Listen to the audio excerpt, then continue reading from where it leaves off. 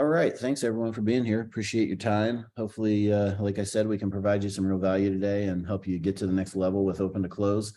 I'm going to go ahead and just start firing off answers to these questions and keep them coming. Like I said, if you have things that aren't questions that are just, you want to let me know where you're at with your business so that maybe I can help you with some suggestions, that's fine too. But we'll just start at the top and start working our way down. Okay, so when creating a contact, what do we do if the agent's both a buyer agent and listing agent for the contact role portion? Should we just leave it blank? Yeah, so good question. If you come over here, what Aaron is asking is, let's go to SpongeBob, and there's this place here for contact role, and you can see that I have none in there right now, but you can, in her scenario, what was it? Listing agent, buyer agent. Okay, so they're a buyer agent. Yeah, I would leave that blank. I would just say none. Like we had it before, I would just clear this role out of there, because what this is going to do, I think by setting something, now if they're a listing agent more often than a buyer agent or vice versa, you may want to set that. So, but what happens is when you bring this contact in through that intake form or through just typing it manually into the transaction, what's going to happen is it's going to bring that contact role in automatically. So what you need to do is think about your business and think, okay, am I going to forget to change it? First of all, if you're going to forget to change it, just leave it blank. That way, it will alert you in some capacity, probably if you forget to do it. If you aren't going to forget and you're going to go through everyone diligently, then I would set it for the thing that they are the most. And that way you're not having to change it over 50% of the time. So that would be my suggestion, Aaron. Leave it blank if you're going to forget. And if you're not going to forget to check it, then go ahead and put whatever they're the most. If they list houses more often than their buyer agents, then go ahead and put listing agent in there. And that way you only have to change it less than 50% of the time. All right, great question. How do you group certain tasks together in task templates? Whoops, sorry, my questions are bouncing around a little bit.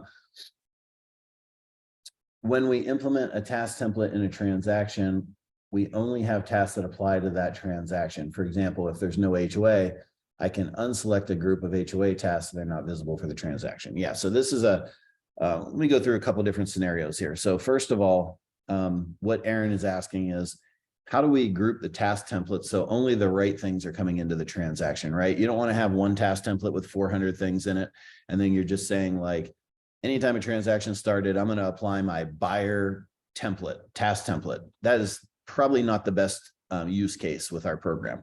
What we like to do is we like to, hold on one second. Sorry, I'm just going to make someone a moderator real quick here. I apologize for the delay. Okay, cool. Matthew, I made you a moderator. So to answer her question, what you want to do is keep these task templates small. You want to keep them so that only those, here, let me bounce over to the screen because it's going to be a lot easier to show you as well. Okay, so let me go to templates, templates and task templates. Okay, so in these task templates, what you should have is like your tasks that always come in for a buyer, right? No matter what, if there's financing, no financing, if there's HOA, no HOA, septic, no septic, well, no well, FERPTA, all these things that can happen that kind of throws a wrench in our transaction that makes us have to do extra tasks, right? So what you're going to want to do is have all those tasks that come in every single time. Then you're going to want to have some buyer HOA tasks, seller HOA tasks, buyer septic tasks, buyer well task, buyer this task, buyer that task, right? And it could be even based on what type of contract it is. Maybe in the Zillow contract, there's some different things that you have to do that your state contract that you don't. Or maybe you're working with Open Door and there's certain things that you always do on that transaction that you're just not going to do on a regular basic transaction with a buyer. So what you want to do is group those so that, this says buyer HOA tasks. Let's use that as an example. Then over in your intake forms. Now, if you're not using intake forms, this could get a little time consuming because in the transaction, you're going to have to apply these templates, right? You're going to have to say, apply the HOA template, we don't want you to have to remember all this stuff. So if you're manually applying, well, I would just say, just don't manually apply. How about that? Let's assume that everyone's going to use intake forms. And now you don't have to use intake forms for your agents if you don't want to, but I would definitely use intake forms for the TCs on your team if you're not going to use them for the agents, because we want this automation to happen for you so that it builds the transaction perfect every single time. So in the intake forms, obviously you have all your fields that can come in. You have form conditions. This is like a form builder. So like, let's just say there's a referral on the transaction. You check yes. This form is going to be dynamic. It's going to add in 2 extra things. It's going to add in, hey, what's the referral percentage? Who's a referring agent? You know, any other pertinent information that you might need to gather from that agent or TC. So if I say yes to referral, answer these 3 extra questions, but those 3 extra questions aren't going to show up unless you hit yes on referral, because we don't want to make this form 7 pages long. We want to make it as short as possible and only bring in extra questions if we absolutely have to. Okay, so let's get to your question. Under the form triggers, what we want to do is say, and let's just pretend this condition says if HOA is yes. Okay, so your condition would be if HOA is yes. So in your intake form, you're going to have a question: is there an HOA, or just HOA and yes or no? If you say yes to that, then it's going to do everything that you tell it to do in this trigger, right? And let's just bounce down to something that would be more, those are messages. Let's go down to a template. Let's see if we have some oh, here we go. Okay, so if HOA is yes, let's assume that says that. Then I want you to add my HOA document template, because I'm going to have certain documents that I don't have in a normal transaction with the HOA, right? I may have an HOA demand or something like that I want to file. So I have a document template for HOA. I may have a task template for HOA that we just talked about. I may have a trigger template for HOA. I may have extra fields. So those were some of the things that you saw up here. They have to be on a different trigger, but we do have fields and field sections as well. And so I can say, okay, anytime I say yes to HOA, then I want these triggers to fire off on my intake form once I submit it. And it's going to say, wait, they said yes to HOA. Well, then I need to put in the HOA field section. I need to put in the HOA task template. I need to put in the HOA document template. I need to put in the HOA trigger template. Whatever templates you have set up in your transactions, those are all automatically going to come in and build your transaction. So now all you have to do is fill out the form and just answer the questions, right? Anyone can do that. They can follow the contract and answer these questions for you. Now, as long as they input the information right, your transaction is going to build perfectly. So the right fields will be in there, the right tasks will be in there. So you may, to answer your question, Aaron, you may have one task in a task template, and that's okay, because there's certain things like FERPTA, right? I only do like 2 things if someone's a foreign buyer or seller. There's only like 2 extra things I have to do. So my task template may only contain 2 things. Don't feel like that's inefficient. That's exactly how you want it, because we want this to be customized so that when you answer that intake form, the right things come in, and then they're all going to intermix anyway by the date that they're due. So you're not going to be able to see the separation here. If we go over to a transaction real quick, let me just go up to history and see if I have something good in here. Where's my note? Sorry, I always work out of the same transaction, so I don't confuse myself. So if we're in here and you're in your tasks, oh, there are no tasks. So let me just grab a couple of these real quick. Sorry, I don't know how many tasks are in here and on Zoom. This may take a minute for it to process. Okay. Got a new button here. Someone remind me at the end of this. I want to make sure that everyone understands what this button is now too. Okay, so in here, here's all your tasks, and now they're just going to be arranged by date. Now, if they're pinned to the top, they won't be. You know, you can move these around even if you want to, but on a normal basis, if they're scheduled tasks, then they're going to be, you know, they're going to be arranged by the date. So, and then you can also, oops, sorry about that. In here, you can say, do I want to sort these by scheduled and unscheduled, or do I want to do it by user sorted? I always do it by scheduled and unscheduled, so that the dates are in order and I know kind of the process I'm working through. So, okay, hopefully that answers your question. If not, so the only tasks that are going to come in are the ones that are viable for that transaction. So hopefully that answered your question. If not, go ahead and post a follow-up and we'll get to that when I get down the list here. Okay, Courtney, I'm a one-man shop. I had to set up a team and me as the team user. Is there a way not to not only autofill those to me, but also autofill the emails from and signature? Kind of. So, okay, let me do this. So let me talk about teams really quick, because this is an important thing, especially for you, Courtney, as a single user. You don't want to set this up wrong to begin with. So what I see a lot of people doing is because they're a single user, they come in here and they just put one role, and that one role is transaction coordinator, right? They just delete out everything else and they're like, hey, it's just me. I'm never going to grow. I'm just going to be a transaction coordinator.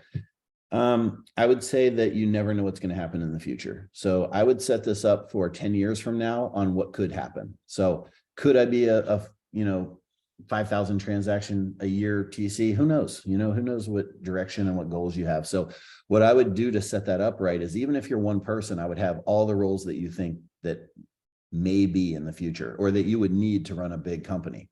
And then basically you're just all those people right now. And the advantage to this is when you do hire that first VA or that person to help you that's US based or whatever, you bring that person in and you check those boxes on those two things that they're going to take over for you. And you come over to you and you say, well, I'm not going to handle those anymore. So I'm going to uncheck them from me. And now all of your tasks just updated. So like you could have thousands and thousands of tasks in there that just update instantly just by you unchecking a box and checking it on someone else. So that's why it's really important to think in the future, even if you don't have current plans to be bigger than one person. I would still set it up that way, because it's going to be a pain in the butt to go back through all your task templates in the future and change all the tasks and put the roles in the future. So I would just do it as you're setting up the program, put the roles in. And then if you never use them, no big deal. But if you use them, then it's easy to switch between people. And, you fire this person, you get rid of that, you put this person in and put those roles on them. Everything in the whole system updates, because we're not assigning tasks to people. We are, but we're doing it indirectly. We're assigning it to a role on the team that was assigned. Okay. So how that works is, sorry. If I'm in here and I'm saying, hey, this form, so let's go into Brian. And in the form, I'm going to say when Brian fills out this form, right, it's going to be assigned to the one person team. And this could be like the listing team Arizona or the buyer team Wyoming or whatever. But I just called it a generic one person team. And then the team user that's going to be alerted when it's submitted, and then the brokerage and the time zone. And then if you are charging customers, if you're an independent TC and you're charging customers through Stripe, you can't put that information in here, but we're not going to go into that. So this is how it automatically flows, Courtney. This is going to be, anytime this form is filled out, it's going to go to the one person team and it's going to be assigned to Adam. Okay. To answer the rest of your question, let me see here. Is there a way not only, so the fill the email form or the from and the signature, that's a little different. So when we go to history and we go here, and so under here, you do have to set these. Now, there are places where you can set certain things throughout the program, but signatures, not really one of them yet. So you do have to verify. And I just make that like either a internal instruction in the intake form or your first task that comes in. And it says verify that my default send from email is correct and my default email signature is correct. And I think that's it. And then you can set these up too. Like, hey, every time I get in this transaction, what do I want to open? I want to open my task tab and my details of my fields. So you can preset these so that anytime I get into this transaction, tasks are going to open up first, or maybe you want documents to open up first. So you can do that as well. So I always go through this. This is just a good thing to go through anyway, and just check these things and say, yep, all that's good. All that's good. My date template didn't get applied. You should have a date template in your intake form so that you can auto calculate all your dates. But anyway, all this stuff is in here. So yes and no. The first part is yes, definitely you want to autofill the team and the intake form so that they automatically come to the right team and assign the right team, but you will have to check the signatures and the email in your default settings every time, and just make that your first task. In the future, we may be able to automate that. We've just had, we haven't made it a priority. I mean, we did at one point. It was a little bit more difficult than we thought it was going to be. So we kind of punted on it, and it's definitely on our radar, but not something we're focused on right now. Okay. Question. Yeah, welcome, Alicia. Nice to see your name in here. I have 3 roles that touch a transaction: task managers, junior TC, and TC. I have these roles defined and the tasks associated for each role. How do I ensure that that role logs in the tasks they see default to just their tasks? That is a good question. it should, let me see here. If they're, it's going to depend on their permissions. Trying to think of how this works. I just kind of drew a blank here. Matthew or Hannah, you want to jump in here? Do you know how it works? Are they just going to see their tasks if they're logged into the team under their user role? See if one of those. Yeah, by default, it would just show all tasks. Like, so whatever task you have applied here in the section that you're looking at, you can narrow it down by a certain task template, but right next to that, you can narrow it down by a certain person. The other thing that came to mind was your task pipeline, where you could do kind of the same thing. You could filter it down by certain, certain users, certain teams. So two different ways, two different places to do the same thing. Perfect. I just drew a blank. I don't know why. My brain went completely blank when she asked that question. So thank you. So right here under this person, you can say, hey, I just want to see the task for Adam West. And then once you do that, you'll see this little box here. And it's saying I'm only showing Adam because we don't want you to be like, oh my gosh, all my tasks got deleted. And it's like, well, no, you have a filter on here. So make sure that if you set that filter that you're paying attention to that little tag there, letting you know that. Now, the other thing that Matthew talked about, so that's really handy. You can also filter these down by tags. So I just want to see my closing tasks or my opening tasks. If you set these, you don't have to set tags, but they're really helpful actually. And I'm going to show you a different place that Matthew mentioned, the task pipeline, where it gets really handy to have those. Also do them by color. A lot of people just make up their own colors. There's like 16 or so colors, and you can have your own team meanings for these colors. You can say anything with a trigger on it and anything that's critical. You want to see those. You can also say, I just want to see the buyer basic checklist, or I want to see just the intake form or intake webinar or referral task or whatever this is. So you can chunk down by that as well. Now, if you're going into each task, if you're going into each transaction to check your task list every day, I would say that's probably not the most effective way to do it. Like if you are just steadfast that that's the way you want to do it, cool, you do it your way, right? But what we're seeing teams have a lot of success with is going to the task pipeline and then creating snapshots. So you can come over here and you can say, I just want to see everything assigned to the one person team. I just want to show my buyers things that are, the client type is buyer on the transaction. I want to see things that are only pending, whatever. You can create a bunch of these filters, right? And here's where the colors are and the tags. This is a really cool place to come in and you can say, just show me everything that has to do with closings. So you can see right now it's closings and it's earnest money. So you can get rid of earnest money and now it's going to recalculate all the things that are, just closing. So let me get rid of closing. And now it's just everything. All the tags are showing. Now, one thing I want to point out here, and a lot of people would come in here and they'll do this every single time. And they're like, oh man, why do I have to set these filters every single time? Well, you don't. It's just a lot of people miss this. If you click on this right here, you can say create a snapshot, and then it's going to save all your snapshots. So you never have to create those filters again. So we call them snapshots, but they're basically like a filtered list. And so you go down to your filters, you fill them out, you create the snapshot, and now I can go to this snapshot. A lot of people, what they do is they number them. So like number 1, I always do these things first in my day. Number 2, I always do this view second and take care of those tasks. Then I go to 3, then I go to 4, then I go to 5. And you may have, I've seen people with 8 to 10 different categories in follow-up. They call them like smart lists. We just call them snapshots, but basically what it is just a filtered list of, so you're not getting overwhelmed with 82 tasks. You can just see the things that are really important at the beginning of the day. Cool thing about this is you have a little filter thing here and you can make these as big or as little as you want on what you want to see. I like everything on. That's just me. Because if I need to send an email on this transaction, I don't want to have to go to that transaction. I just pull up the email and I hit send. If I want to change a field on this transaction, I just hit this button and it pops open the fields and I'm right back to where I was. So I can basically do anything in this transaction right from this task if you have this. So I think you have to be on the,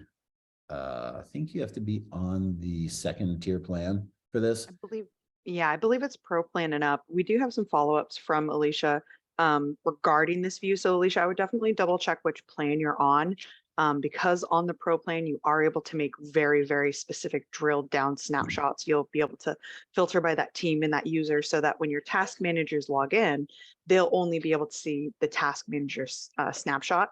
Or similar to what Andrew was saying, if you're looking at that property, if you filter it by that particular task manager, logged in as them, filtering it by them, you should be able to make it that they can only see the task manager tasks. Yeah, I believe that this user right here is on the $99 plan, and I believe this bar is on the $99 plan. So those two things you may see a little bit different. I'll try to check through your questions before we end here on this, but definitely this user button is super helpful to come in here, and then you can create a snapshot for junior TC or whoever, right?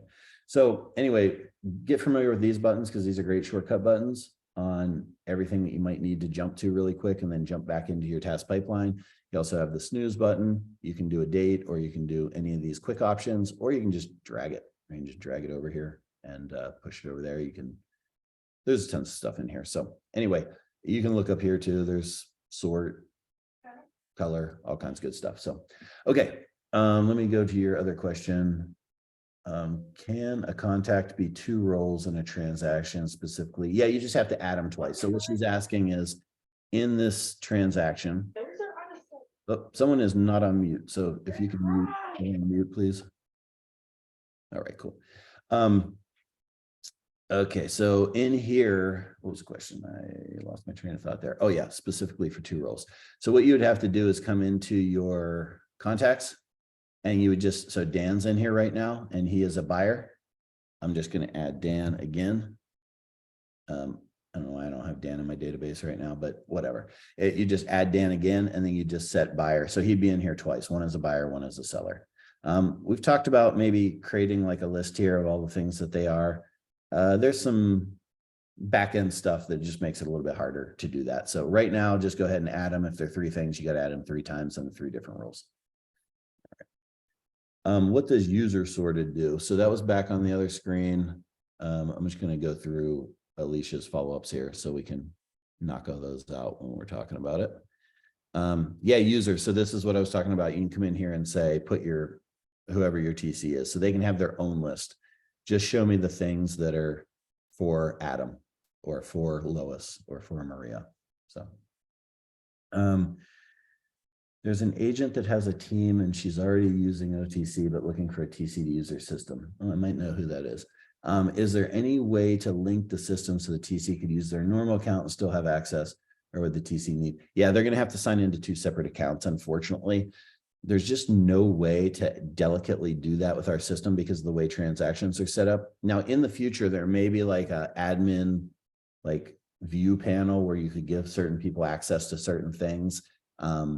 Just hasn't been a priority for us because there's so much automation that we're still working on. And that's kind of our main focus, is making the workflows better for the actual transaction, that we just really haven't gotten into a lot of the admin views and permissions and advanced stuff in those categories. So unfortunately, Alicia, no, you'd have to log into 2.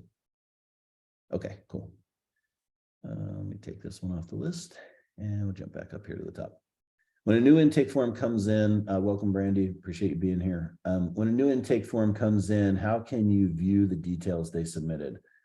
We did a test and it just shows the property address. We need to see the client info, commission, etc. on the admin side. Yeah, so everything should be in the fields if you added the fields correctly in your intake form. So if I come back to my dashboard, and I'll just show you here's an intake form that was submitted. I don't know what this is. It's probably just junk testing stuff. So there's probably not a lot in here, but let me go through one. So I'm going to click on Fairview, and then so here are the things that I need to fill in, right? So I'm just going to fill that in. Okay, that was good. I'm going to fill these in, and I'm going to fill in the driving directions, description. Oh, Jesus, how many of these? Okay, here we go. All right, got it. So please complete the following fields. Open file drawer. No fields. Okay, perfect. So when you're in here and you're filling it out, so that intake form was submitted, everything is right here on this side, right? And now you may have different field categories. You may have to pop into commission. I didn't have any on this transaction, but you could, right? You could have those commission fields in, maybe listing details, maybe whatever. I try to keep as much in details as possible and then just split out like my commissions or agent intake questions, maybe. So that those are on a separate panel, but everything should be right here to see. And then if you want to see the contacts, you would come over to this contacts button and see all the contacts that they put in there. Okay. Documents as well. Documents would be all in here. So hopefully that answers your question. You can follow up if that didn't answer your question. But you said we need to see client info commissions on the admin side. All of the commissions should be in your commission fields, right? And if you do set up a commission template, you can sync that back to your field so it shows up over there.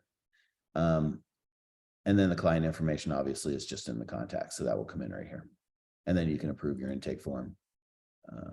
Use default, check this stuff, that's fine. Use business days. There you go. Verify contact. There's a similar one in there. So it's saying, hey, do you want to merge this person? I'm going to go ahead and just use this contact so I can get through this, approve the intake form, and approve. And so now it's loading all my triggers and building my transaction on the second approval stage. So when the first intake form comes in, it goes through the triggers that you want it to at that time. And then after I approve it, it's going to go through my secondary set of triggers, and then it's going to build my transaction. Normally you would see a task list ready to go. You would see document templates ready to go. In this case, this was just a dev test. So we don't put a lot of stuff in there. Cool. One other thing I would also double check is that if you do say, you know, I filled out the fields on the intake form, but they're not showing up on the property, I would definitely take a look at the fields that are selected on that intake form. So if you want to, Andrew, head over to an intake form.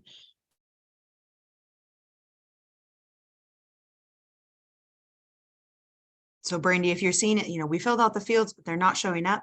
We want to make sure that any of the fields on the left-hand column, those are going to be the fields that are going to show up on that intake form.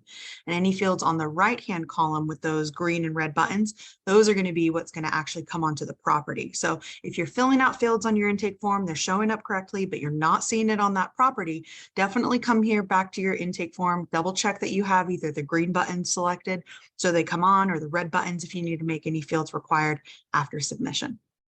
Yeah, so just anyone that doesn't know, these are the fields that are going to show up for the agent on the form.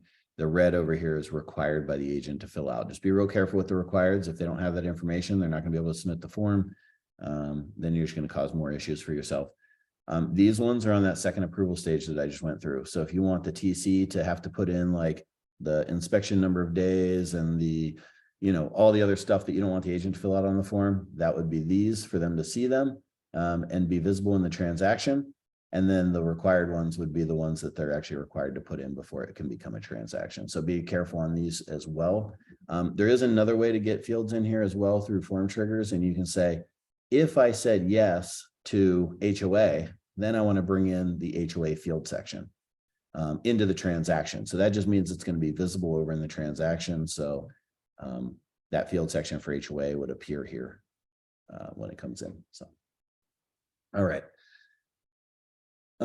Sarah, sorry if I've already asked this, but is there a way to assign more than one contact role to a single contact, like escrow agent and title agent, for example? These roles are often filled by the same individual, but not always. So since we have some email templates addressed to each of the roles individually, we need to keep the roles separately currently. Okay, so what I would do with this, Sarah, similar to what I was saying before, right? Like if you have a contact in your contacts, you don't want to put two roles on them. Well, you can't put two roles on them. I wouldn't put any role on them. I would just leave this blank. But what I would do is I would come in here and this is a bad example because it's not even a real name, but let me go to SpongeBob for a second. What I would do is I would create two contacts, right? And you could have both those contacts for different sources, or you could have the same contact and just enter them twice. The advantage to having that same contact in there twice, there's disadvantages too. So just confusion is one, and having like the addresses that they're attached to, it could separate those between the two contacts, which could get a little confusing if you're looking up stuff 5 years later. But the one advantage is you could come in here under connections and say, anytime I add SpongeBob, I want to add the other SpongeBob. So this SpongeBob would be the title agent. And then I would add the other SpongeBob that's the escrow agent. And so both of those would come into the transaction automatically by you just adding one of them. Okay. So you could do it that way. I'm not a big proponent of having multiple people in the same database that are the same person. But if you wanted to make it easy on yourself, you could definitely do it that way. Otherwise, you're just going to have to input that person twice on every transaction. What I would probably do, well, it just depends on your workflow. I can't really speak to that. Sarah, maybe we could talk individually too, because like if there's a way to combine that in your email templates, That would be the cleanest way. But if in your workflow you have to separate it for some reason, then maybe it's just not a possibility. But that'd be awesome if you could just combine those. And then you could just have one person and you could kind of combine those roles of escrow officer and title agent if it's possible. If it's not in your state and you have to have it, sometimes it's different, then it's just, you're going to have to use one of my workarounds. All right. Craig. Hey, Craig, how's it going? Good to see you in here. Can you add a file role to an email? Okay. So can you add a file role to an email if certain conditions are met, such as if I have, let's see, if I have file role A, but not file role B, can file role A automatically be added as an attachment to an email? Whereas if file role A and file role B are in the document section, then I wouldn't want either of these file role docs to be attached. You just blew my mind in half. I think I'm a little slow today. I went to the Suns game last night, so I apologize, Craig, but I am going to reread this and see if I can figure out what you're saying here. Okay, so file role to an email, certain conditions are met, such as if I file role A, but not file role B, can file automatically be added as attachment. Whereas the quick response for this is that we can't use a condition to attach or remove a file. In that same sense of if this file is here, then attach it. But if both of these files are here, then don't attach either. Yeah. What I would instead do is create a couple versions of that email and have the conditions be on that email. It's like the email trigger versus the email content itself. Does that make sense? I think you're on the right track there, Hannah, because I was trying to think of a workaround, but there's really no workaround because we don't have that conditional logic on those. So especially if you don't want to attach them, if you did want to attach both of them, then that's easy. You just use two separate file roles and that's easy. But if you're not wanting to attach them because of it, I would do exactly what Hannah said and add another email and then just have those conditions already set up for that type of email. So yeah, sorry I couldn't be of more help there. I was trying to think of a workaround while Hannah was talking, but there really isn't for that sort of thing that I can think of, at least. So if anyone else has one, chime in. That'd be awesome to have something like that. Courtney, let's see, I haven't started using the intake forms yet. Oh, okay. Yeah, Courtney, I'm telling you, put the time in. If you can even put it in like an hour into intake forms or meet with our staff or something, or just ask questions through support. Intake forms will change your life, honestly, even if you're the one filling them out, because you're filling out the pertinent information that's going to trigger everything else. And it's just going to make your workflow so much more efficient as you get into this. So, okay, when I create a snapshot, can other users see and use that snapshot or just myself? That's a great question. Let me think about that for a second. Can I see snap? Let me go to my permissions and see if we have permissions on that. I cannot remember. Let's see. Let's go to permissions and let's go to snapshots. I don't see snapshots on there. So I think you're only going to see them for you. Can Hannah or Joe or someone, can you just do a quick test on that and go into like a user's account, create a snapshot, or actually I would do it from the admin account, create a snapshot, and then see if you can go impersonate a user and see if you can answer that question, whether they can see it or not. I don't think you can. I think your snapshots are for you, but that's actually a great suggestion, because that's kind of like what we did with these tables and segments on viewing the screens is, we want to share this with other people on the team. There might be something similar we could do if we can't do it now to like share those snapshots with the team. So otherwise you just have to recreate them. I mean, they're not super difficult, but it'd be great to eliminate that time of setting them up for the whole team. Yeah, based on doing a quick test, it looks like snapshots are made per individual account. So if the admin makes it, it's going to be on the admin's account. If another user makes it, it's going to be on that user's account. Yeah, that's what I thought it was. Because every user is going to be a little different and want different things. And that way your whole team can create their own custom stuff and not be bogged down by like what other people have in their account. Because you may have, there's some people out here that have 20, 30 TCs on their team. And like to have all those in there would just be a catastrophe. But if, maybe a sharing tool, that would be the route to go, where you could say, hey, can you share your number one with me and number two so I don't have to recreate them? That would be a really cool thing to do. So, and there may be some difficulty. I'm trying to think through if there's like some things that one user might see that another user doesn't have, but there might be some permission issues with that, but we can definitely take a look at it if you want to put it in the Idea Lab. Who can we follow up for help more on this? Yeah, Brandy, I forget what your question was specifically, but if you want to reach out to support, this purple button down the bottom right, and just say, hey, I was on Wednesday workshop. This is what we talked about. This is what I need more help with. We will direct that to the right person. And they may send it to the onboarding team. They may send it to me. I'm not sure. It just depends on what the question is and how high level. Okay, Craig, got another email. Perfect. So, yep, you're good to go.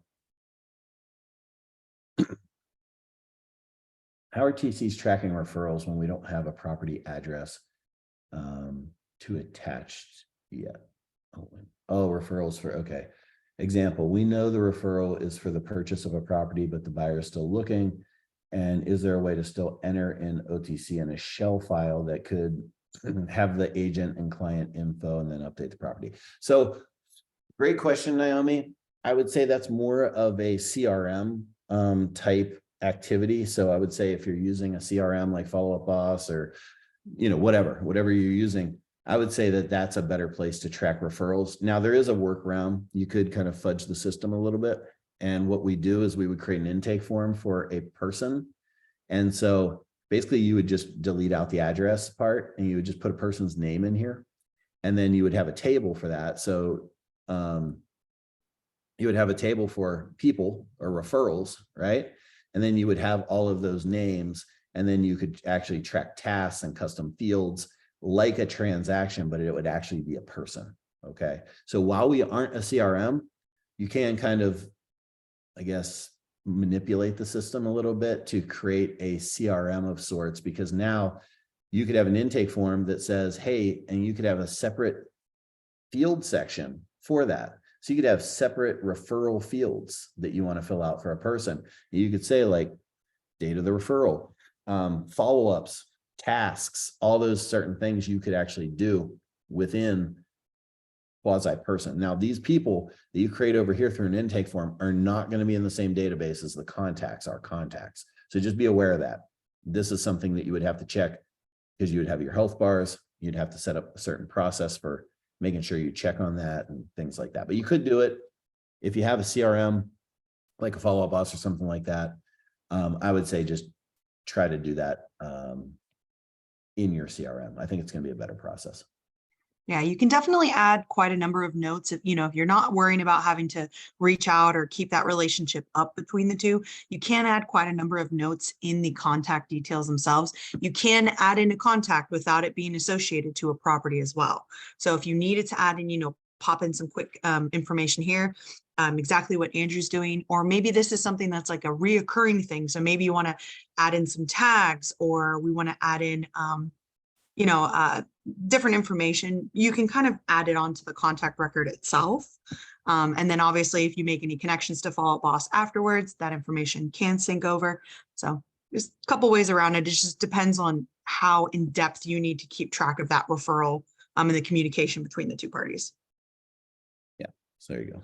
You could do it this way. This way is just not great for like prompting you to do something. So if you want prompting, I would definitely set it up like a transaction and then work through those referrals. And then once it becomes a deal, then you can take the information here, pop it over to the deal, and then either get rid of this or just keep it and close it out. Like this is a closed referral. And then if they send you another referral, open it back up. And especially if you have an attorney or an accountant or someone that's giving you tons of referrals, like just keep those people open and you can keep it going. So.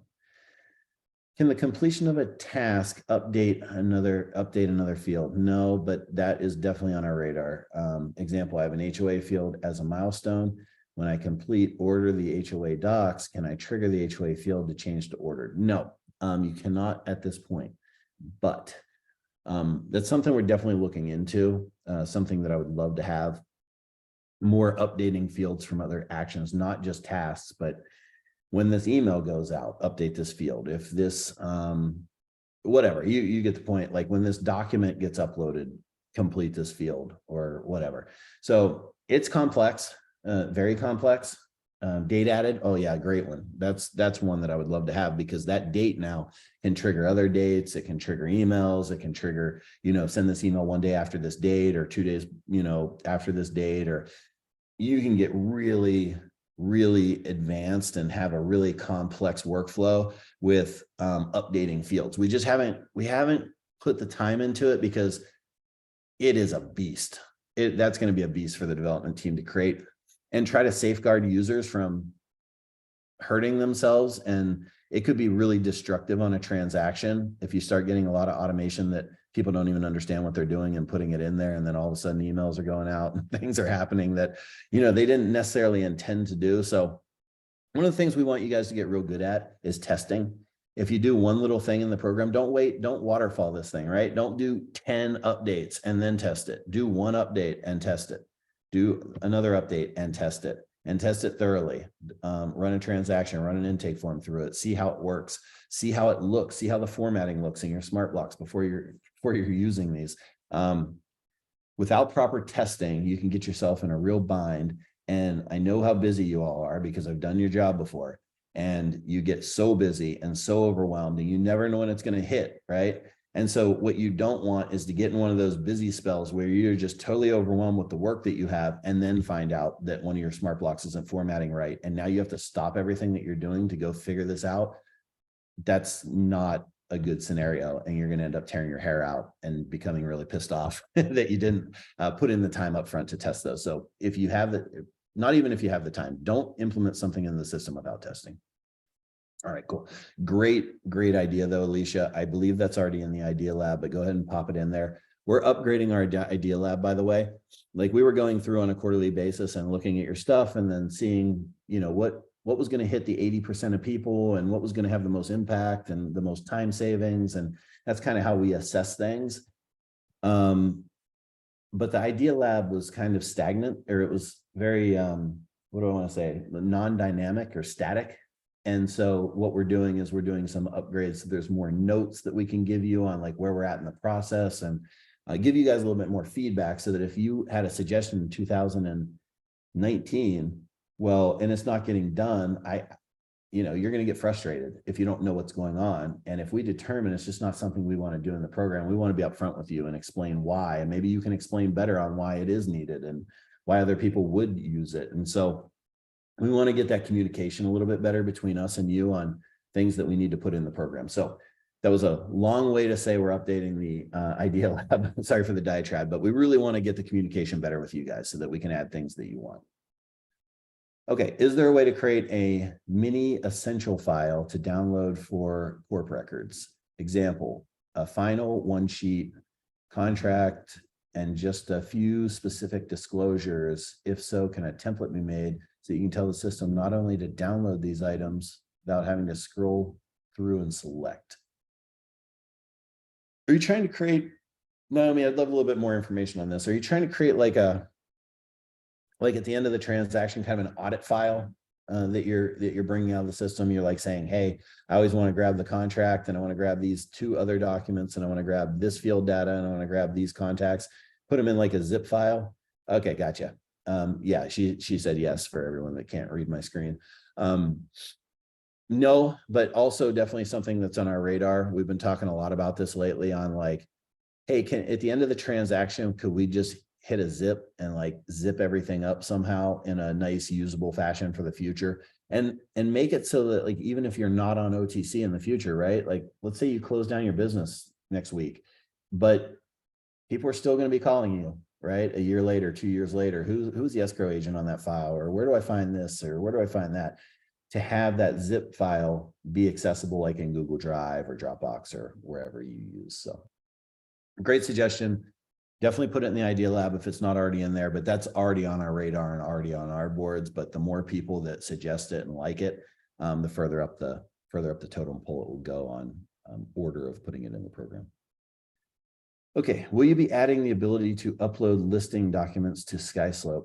That's not on us, Brandy. That's on them. Unfortunately, their API, it's like they just quit one day and they have all the other places where we can upload documents on a transaction, but we can't do it on a listing. And that's not us. We have the ability. they do not have the ability in their API. So if you could tell them that, that would be great. The more people that tell them, maybe they'll add that. It is such a pain in the butt to not be able to do that. So we're as frustrated as you are with that. So yeah, bug them, definitely bug them.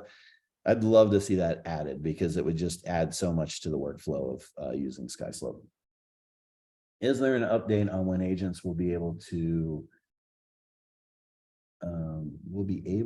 be assigned tasks? Is there, oh, agents will be able to, I get what you're saying there. We are currently doing it via the task pipeline to FUB, but would like to be able to do it through OTC. Yeah, sure. So the update is, what's the update? The update is our next thing that we do with Follow Up Boss, that will probably be on the list. When that date is, I don't know. We've been going through a lot of things that we're doing with Follow Up Boss and making a better integration. What I would love to see happen, and our dev team has told me that this is a very difficult thing to make happen, but I'll tell you my dream. My dream would be, let me go over here and go to, whoop, I screwed that up. I don't know if you guys know, but if you hover over this button here, you can open up, like tasks for this property without having to go into the property and then open up tasks. So I'm going to hit tasks and open up that. What I would love to see in your templates, and now I'm going to show you in a transaction, but this would be in the templates, for like there to be a little toggle, three-way toggle here. And it would say, is this a TC task? Is this an agent task? Or is this a client task? And now we can start assigning things to agents. Now, one thing we have to be real careful about, right, is, and if you're an agent and you're on this call, I apologize. I'm an agent too, but we have to accept our limitations, and our limitations are being organized and doing things the right way, right? And we're always trying to do things too fast. We're never putting the detail into it. And so if it's an agent task and they check off that task over in their system, wherever that is, Follow Up Boss or the agent portal, or maybe there's some new CRMs that we're working with, who knows what we got going on in the lab. But when they check that task off over there, it's probably going to notify you. We're probably going to have some kind of notification screen, a better notification screen where it's notifying you, because you're going to have to accept that change, right? We don't want an agent checking off a task and all of a sudden 5 emails fly out of the system, because we know agents aren't real good at detail, and they may check off that task and then be like, oh shit, I didn't mean to check off that task. I need to uncheck it. Well, it's too late. Once you check off that task, things are flying out of the system if you have it set up that way. So we do need to really think through the controls we set on that, and making sure agents aren't willy-nilly updating fields that they shouldn't be, or tasks that they shouldn't be, or documents that they shouldn't be, and then having the automation and open to close happen when it wasn't intended to do that. So anything that we do, we're going to have a set of controls on there where you guys are the final deciding point on whether that gets accepted into the system or not. So if they update fields, there would be like a list of fields on your screen. It would just pop up like a little box and say, hey, Joe agent changed these 5 things. Do you want to accept it? And there'd be a little checkbox over here. You say, accept, accept, accept, accept, accept. Okay. That's my dream. I would love to see it happen. I think it's going to happen sooner than later, Lynn. But I just can't give you a date because we are working on so much stuff that giving dates is just going to shoot myself in the foot. You're going to be yelling at me a month later when I don't get it done because something moved up on the list. So anyway, good stuff happening though in the background. So we're out of questions, but I'll just speak to that real quick, and then I'm going to show you this little bar here. So this has been added in TC Workflow, our previous program. We used to have this button where you could open this up, and it's going to show you all your fields, so that if you want to fill out a bunch of fields at once, instead of having to go through individual, go over here to test pipeline. Actually, let me go back to that transaction. So instead of going to each individual, I want to change pending. I open it up, I change pending, I do this, and then I go to the next one. You just hit this button, and now you have a mass edit. So now I can go into any of my field sections and I can mass edit those field sections at one time. So hopefully that'll save some time. Another good reason to use this would be if you're using the listing to transaction and you're not using, what you want to do is take your listing, turn it into a transaction, and you don't want to use the API and you don't want to use a secondary intake form. What you could do is basically use that as your secondary intake form. So when you're in this, let's just say this is a listing, you want to change it into a transaction, you could do more of a manual input for that if you wanted to. I don't think that's the best way, but some people like that. And so we added that button. All right. Can we modify email notifications from OTC basically to avoid double emails? I'm not sure what you mean, I don't think, on this modify email notifications. So give me a little bit more information on maybe a scenario or something, and then I can speak to that. Shouldn't be any duplicate emails going out, but let me hear what you're thinking here, and then I can dive into that. Besides that, we're out of questions. So I'll wait for Naomi to update that. Let me think what else we can talk about here. What time is it? We got 9 minutes, so we can end early once Naomi gets her question down here. Well, one thing, if you want to show this off real quick, I was going to mention earlier, but I don't want to interrupt you with the Idea Lab stuff. But kind of linked is the idea of trying to really foster that communication back and forth. So if you look at the change log, we are trying to really hone in on getting those updates posted, so you can see some of the things that maybe weren't necessarily affecting you directly, but there are a lot of things happening in the background. So it'll be under the change lab log, Right. not the. I was like, why does this look so funny? And Matthew's been working really hard on this, so props to Matthew on this. This is a lot of work, guys. Like getting information from the product team and the support team over to dev, get it developed, get it back to this content team and product team to make these updates. Like Matthew's been working really hard so that you guys know what's happening in the system. And as you can see, he's put a ton of time into this. And you'll notice there was a update today for April 19th, but as far as I heard from development, there's actually going to be a few more fixes. So this might you'll see this list grow even a little bit later today.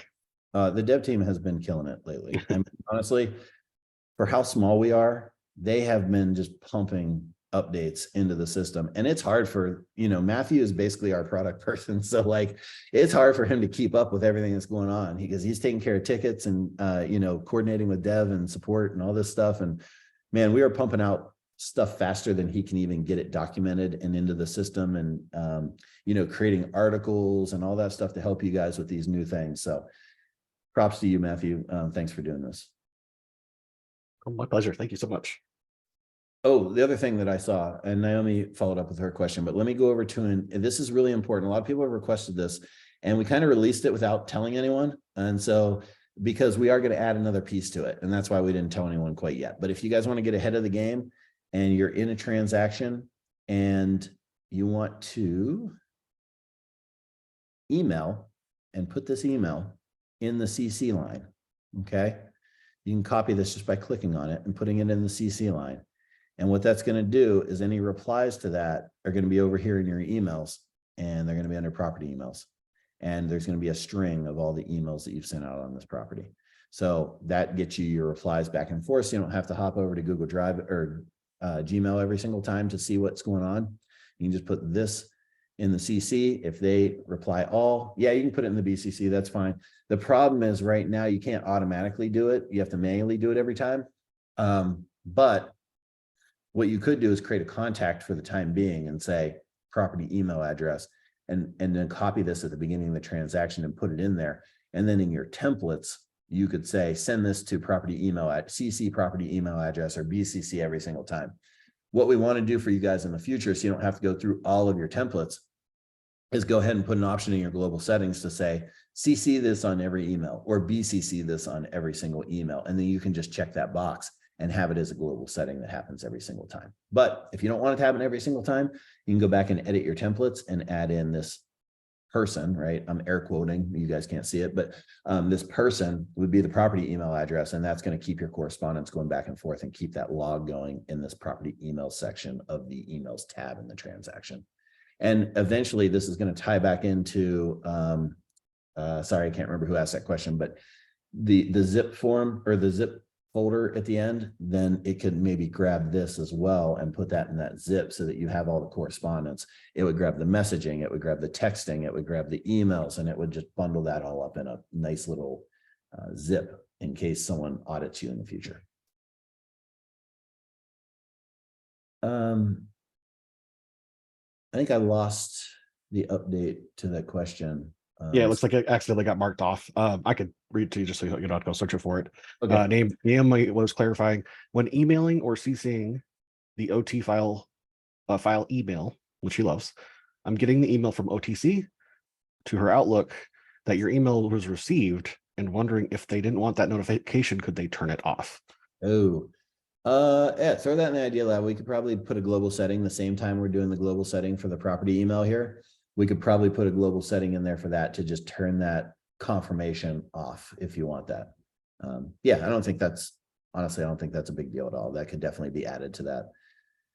With that property email, can you send PDF documents that will auto upload? Yes, you can. So that was the original intent for this, was for documents. So this, if you copy this, or if you just send it like TX, right? If you go into Gmail, you just start typing TX, it's going to bring up all your TXs. So if you have 2,000 transactions, it may get a little harder. You may have to hit the plus button and maybe the first number of the transaction to get it to kind of go down to 3 or 4 or 5. But yeah, you could just go into Gmail and start typing TX plus 123, and it's going to pull up this email, hit it, and then send your PDFs over there. You can send, it's a file limit, 25 megs, I think is the file limit for that email. It's the same as Gmail, 25 megs, and then it will go over and it will stick those documents into the documents tab as unapproved documents. And then you'll have to assign your file role or approve them or however your workflow goes. I highly recommend using file roles. If you're not right now, you need to look into it. You need to get into file roles because it's going to save you a ton of time. Cool. We have 3 minutes left and we answered all the questions. So I'll give you guys a couple more minutes to pop in any last questions. This was super productive. I appreciate your time. Appreciate you guys being on here. These were really awesome questions today. So great stuff. I'll give you another 2 minutes. And if I don't see any questions pop up, we'll go ahead and bounce out of here. But yeah, great session. Thanks again. Matthew, Hannah, you have anything to add? Any last announcements or anything? Oh, I have one. Actually, when I said Hannah, I just remembered it. Group classes. If you come over here to the Learn tab and you go to webinars, we now have all of our product tour. This is more for people signing up that don't know anything about the program. But we have our Wednesdays here. We also have all of these sessions. So these are group sessions on fields, on emails, text messaging, contacts, tasks and triggers, documents. Like there's a ton of them. I think there's 8 classes and you can step through in order or out of order or whatever you want, but they might make more sense if you go in order.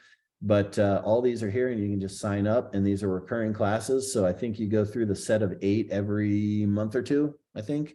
So anyway, those are there. Great job by our onboarding and implementation team to get those going so that we can get further product knowledge and you guys can start supersizing this thing so we can get some real ROI on it.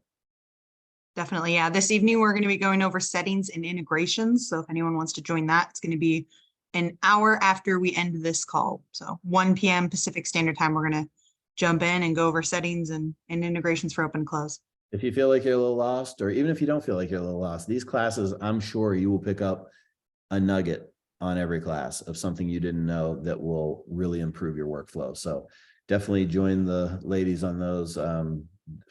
I should go back through them, honestly. I mean, this program's a beast, right? And you're not going to know everything.